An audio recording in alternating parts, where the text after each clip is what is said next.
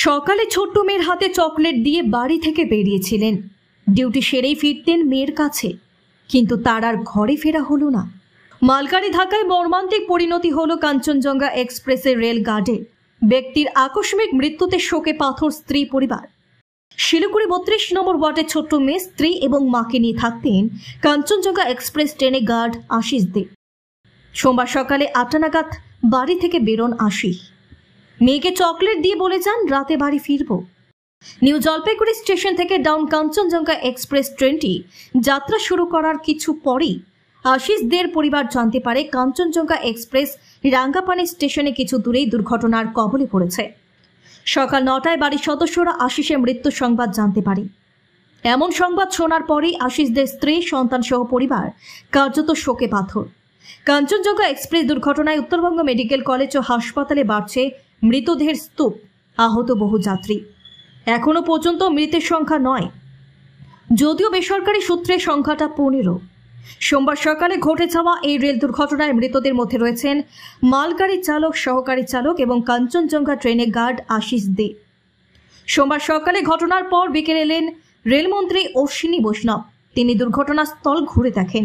তিনি বলেন, কী কারণে ঘটনা ঘটল তা খতিয়ে দেখা হবে। রেলমন্ত্রী অশ্বিনী বৈষ্ণব এক্স হ্যান্ডেলের মাধ্যমে জানিয়েছেন, রেল দুর্ঘটনায় নিহতদের প্রত্যেকের পরিবারকে ১০ লক্ষ টাকা, গুরুতর আহতদের ২.৫ লক্ষ টাকা ও সামান্য জখম যাত্রীদের ৫০,০০০ টাকা করে আর্থিক ক্ষতিপূরণ প্রদান করা হবে।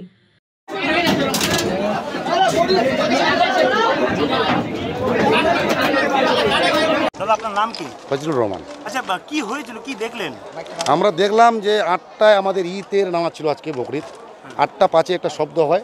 আমরা শব্দ হওয়ার সাথে সাথে 1 মিনিটও লাগেনি, আমার বাড়ির পাশেই থেকে আমি আসে দেখি যে কী দেখবো, কী বলবো আর। তারপরে উদ্ধার করার কাজে লাগিয়ে যাই সবাই, মানে 25 থেকে 30 জন ছিলাম আমরা। উদ্ধার করার কাজে লাগার পরে মানে পুলিশ না, আরপিএফ নাই, কেউ নাই। পুলিশ মোটামুটি 28-30-এর মধ্যে চলে আসে, পুলিশ আসছে। আরপিএফ অনেক দেরিতে আসছে, কাটার যন্ত্র লাগে। এবারে যতটা পারছি আমরা করছি। 8 থেকে 10টা বডি বের করছি, 3টা টোটাল। 2টা ড্রাইভার ছিল, একটা গার্ড ছিল, গার্ডটা মারা গেছে। হ্যাঁ, 2টাকে মৃত্যু বের করছি, একটাকে জীবিত বের করছি। ওটা মালগাড়ি গার্ড ছিল।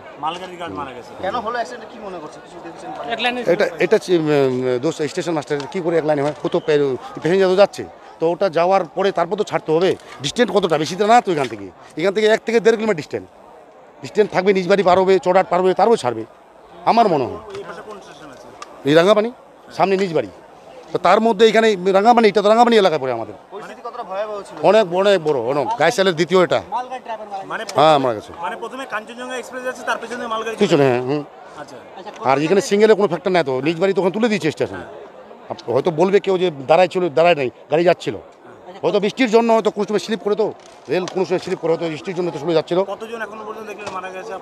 8 থেকে 10 জন আছে, এখন 25 থেকে 30 জন আছে পুলিশ ভিতরে। পুলিশ 3 জনকে পাঠাইছে বডি। বাচ্চা ছিল একজন, একটা। আমরা 6-7টা বডি উদ্ধার করছি। তার মধ্যে বডি এখন আছে ভিতরে, ওগুলো তো আর কী করে বের করবো আমরা যতটা পারছি করছি। 8টা 5 একদম এক্সাক্ট টাইম।